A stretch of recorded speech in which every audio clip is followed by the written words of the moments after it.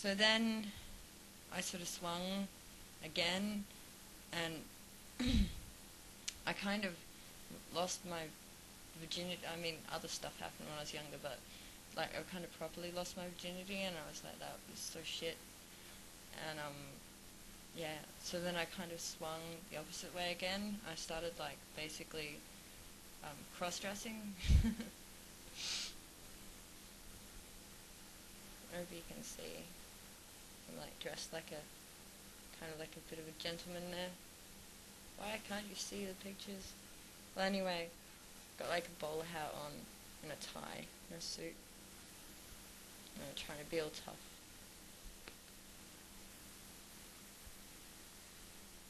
And then there's me sort of in the intermediate sort of phase, going sort of out of that sort of masculine sort of thing back to a more sort of, I don't know, feminine expression.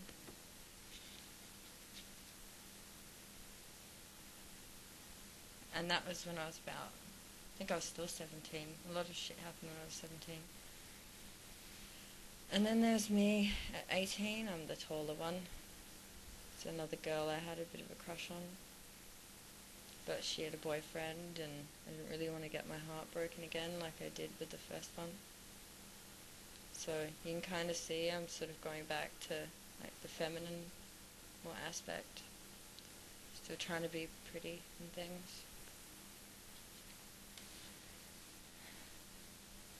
And then after that, I guess I kind of discovered something that made me a bit happier, because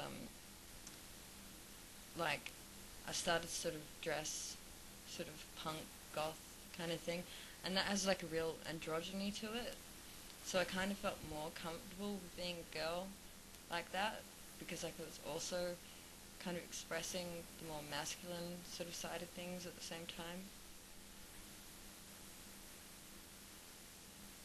So, I don't know if you can see. It's one of those ones that's taken in a photo booth.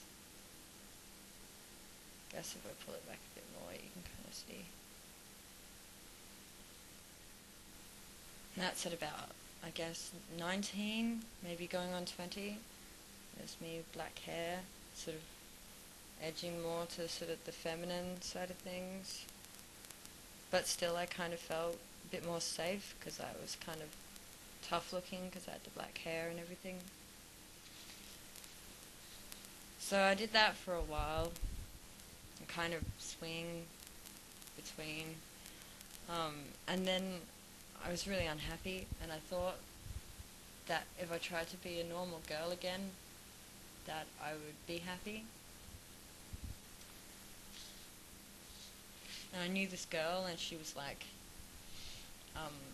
this blonde, sort of hyper feminine sort of thing, and I was really jealous. You know, she seemed to embody all this femininity stuff, and it seemed to sort of come so naturally to her. So it's me again, and I guess I was about 20, I don't know. Guess I was about 23, because I might have been with my current partner at the time, I don't know. But yeah. Oh, and a side note, that's how I looked when I went to the Nin concert, when they came to Australia for the big day out. And I like totally loved Trent Reznor. I wanted to have like 1 billion of his babies. Yeah. So, and then since being with my partner, he sort of really was into the like. He likes everything really natural. He likes this, you know, sort of really pagan, sort of Celtic princess sort of look. So I had hair down to my bum.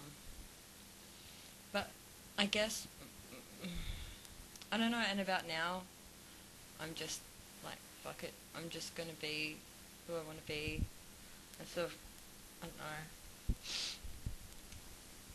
Like, the thing is, right, that femininity and masculinity from my perspective, right, and you might not share this, it's kind of just my unique thing. It's like, it's like yin yang, you know, like everyone has a bit of each in them. It's just an energy. It's got nothing to do with wearing makeup or watching football or anything like that. And I know you know that consciously, but I think subconsciously, like as well as anything else that might be going on, you know, with you being like trans and all the rest of it, I think that you grew up in a really like male-dominated environment where everything to do with masculinity was like this horrible, ugly, violent thing, you know, where you couldn't, if you wanted to be a boy, you couldn't have been yourself and be accepted, you know, truly being yourself, you know. But for me, I mean, I had to go through like, I'm not even trans. I mean, I had to go through all of this shit, heartache and pain, and just to get to a place where I felt safe to be myself and to express myself and deal with the fact that, you know, I'm never going to be this like dainty little thing, and I don't want to be that, but also not to like force myself to be like more tough and masculine because I hate everything feminine, to come to terms with everything within me. Oh, I talk too much. This is too long. But anyway, I just, like, the most important thing I wanted to say was just, it's trans or not, like, trans is just an extra thing on top of it to make everything so much harder. You know, just like, I guess, you know, being gay or, you know, anything else that, like, people have a hard time dealing with. And being yourself is hard, you know, when you're unusual, like you and I both are. And just, normality is bullshit. It doesn't exist. And most people who look normal to you, either you just are kind of idolizing them a bit because they look normal, or you think what they are is normal, but half of them probably walking around like thinking, oh my god, like I should be more like this or I should be more like that. And everyone's kind of in the same boat in a way. I mean, it took me to be 28 years old because I spent like 4 years of my life just being a druggie and wasting time when I could have just been coming to terms with who I was and being happy with that instead of trying to just numb the pain of drugs.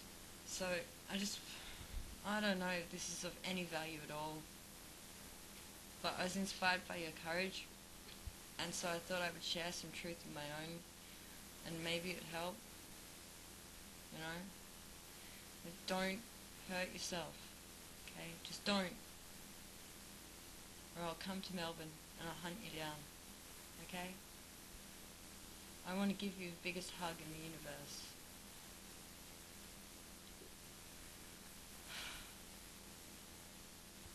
Life is fucking harsh. The world is a cruel place sometimes, but there is beauty in it. I don't know. I'm sending you all the love.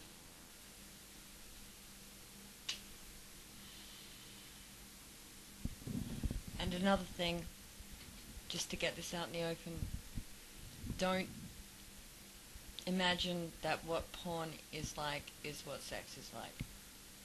Because it's not. It's fake. And yeah, it's gross.